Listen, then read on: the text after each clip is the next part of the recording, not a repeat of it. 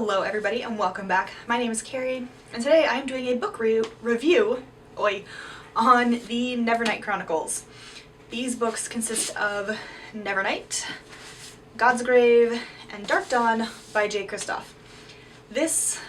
Alright, we're gonna jump into a bit of the review so I don't have to hold all three of these books up at the same time. The covers on these are amazing. I do really like the UK ones where they have the different suns colors on the front as well, but I haven't bought those yet because I have a copy of all of them and I don't need them right now, so give it a bit and I'll probably end up with those. But these covers are so dark and beautiful and the font is amazing on all of these. I love how there's the red that sticks out on the first two and then it's the gold on the third. It's just amazing and beautiful. I'm just gonna hold with the first one.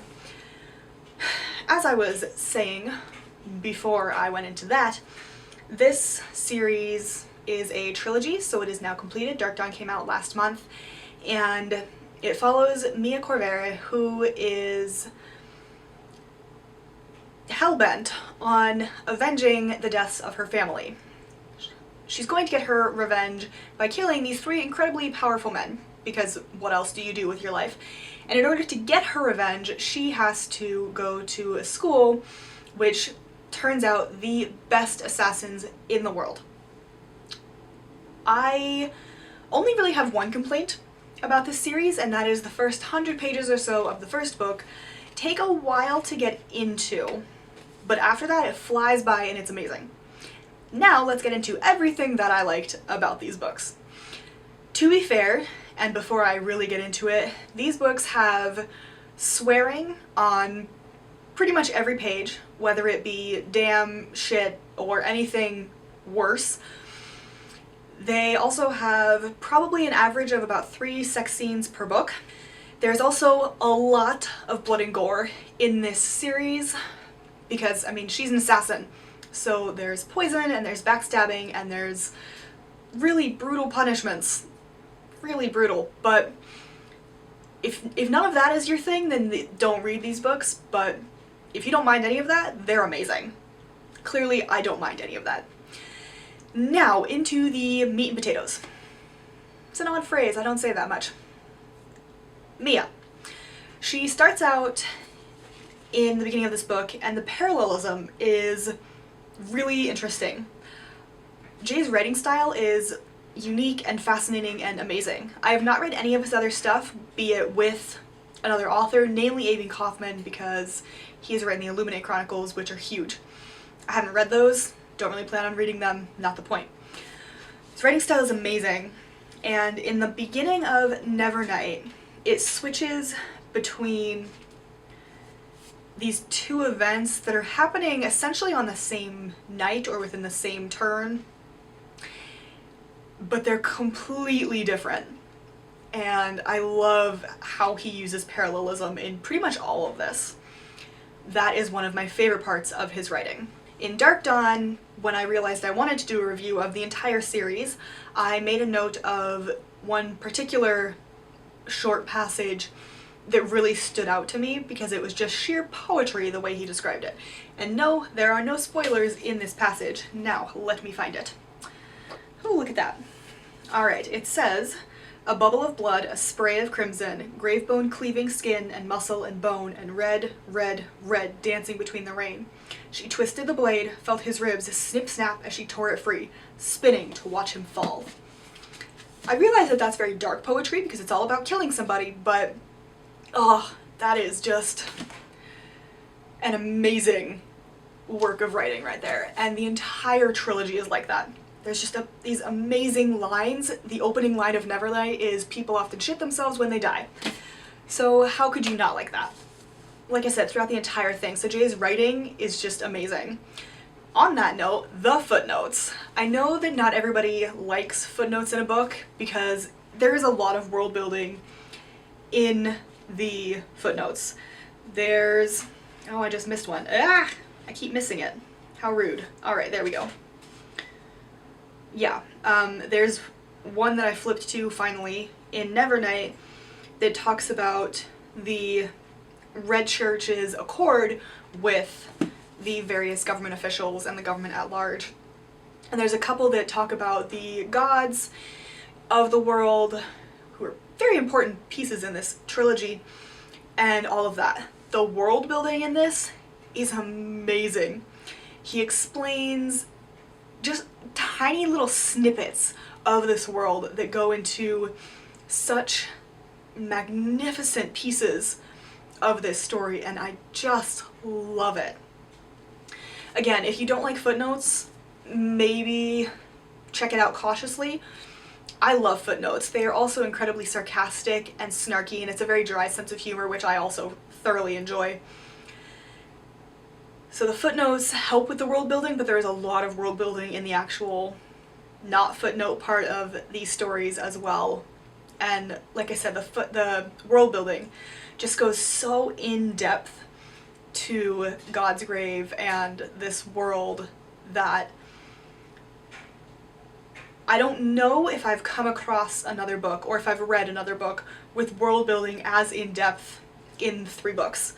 Mercedes Lackey's worlds are amazingly in depth, but she's done that through many, many series. This is one trilogy and it's amazing. So let's see, we've covered writing style and footnotes. The characters are fantastic.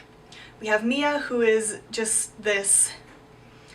Alright, there's gonna be a lot of swearing in this video. Let's mention that now. Mia is a badass bitch who takes no shit from anybody because she just doesn't give a fuck. So,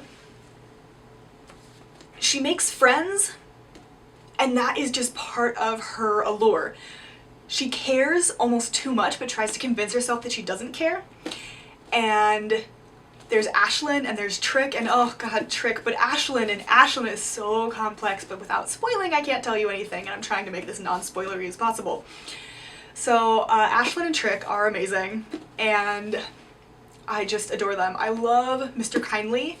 3rd book had me panicking for a solid 200 pages, and the Darken, the idea of the Darken in general, is just fantastic. Again, goes back to world building. So, suffice to say, for now, characters are amazing, amazing people. They're horrible killers, don't get me wrong.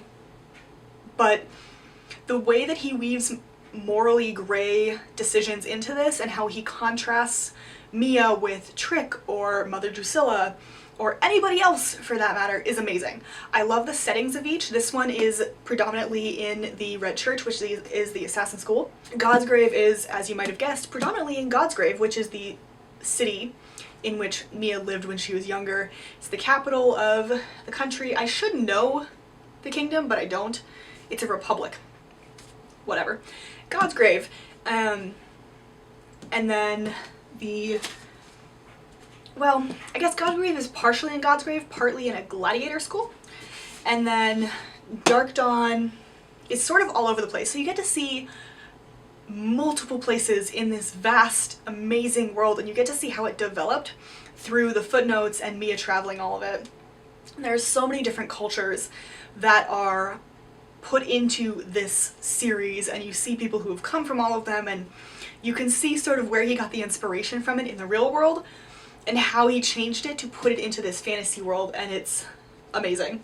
Oh, I didn't notice that before. That's cool. You also notice more on these covers with every time you look, because I definitely just noticed the shadows, and that's all I'm gonna say there. But love that. The characters, adore them. World building, we've covered all of that. I also really liked the way it ended. Now, this book is not a nice book, or this series is not a nice series, rather. It will rip out your heart. Why is Siri... Alright, Siri freaked out. It will rip out your heart and shoot it multiple times, just like starting with the least lethal parts of your heart and then moving in, which may not make a whole lot of sense, but it makes sense in my head, and basically it will kill you slowly, is what I'm trying to say. But in the best possible way. You will ask for war, because I certainly did. You get so attached to these characters because they are amazingly developed, and the world just makes you forget everything around you. So that when it comes to the 3rd book and all of the shit that happens in that, I stayed up way too late multiple nights and ran from work when I could at the end of the day to finish this book because I needed to know what happened. I needed to know if they were okay, and if they weren't, I needed to be able to deal with that because I had to go back to work the next day. It was a Tuesday. I got really invested in this series, which I know my father would make fun of me for because he just laughs when I get invested, but that's not the point.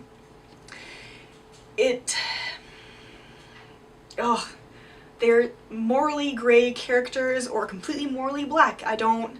They have their own moral compasses that may not make sense to anybody, and I love how intelligent they are and how compassionate and how not of both of those they are. They are everything and nothing that you could want. They are just amazing. And because of that, by the third book, you were very invested, and it ended well.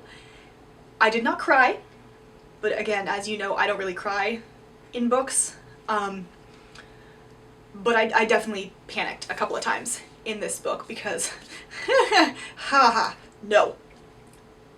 But I don't even know if I can say that it's a happy ending because it's not really a happy ending. It's sort of a very bittersweet ending, but it's perfect for the series. It wraps it all up nicely, and the overarching storyline in this trilogy is very slowly developed, which takes real talent. I think a lot of authors, and it's not a bad thing necessarily, but a lot of authors tend to be overt in writing their overarching storyline, and then each part of the series solves this one specific part. Siri is giving me grief. Solves this one specific part, as I was saying, whereas with this one, there are subplots, as there should be in any good book, but it's not her solving each part of the overarching storyline. It's her solving each part of her own storyline that plays into the overarching storyline without her knowing it. It doesn't make a whole lot of sense until you read it, but then when you get to the third book, your mind is completely blown, and your heart is shattered into a million pieces because that is just what this series does, and I don't know what I'm doing with my hand, but that's not the point either. I think this was somewhat coherent. Not the book, me. My coherency is questionable. The best of times. But suffice to say, I love the characters and the world building and the writing and the covers and the completeness of it, and the fact that he has said it would take a lot for him to come back to this world. Not because he didn't like it, but because it wrapped up well. And I greatly appreciate that. I love it when authors know when to stop. And J. Kristoff does. So this book, this series rather, is amazing. I gave the first one, Why is Siri Freaking Out? I gave the first one 4.5 stars. I gave the second two 5 out of 5.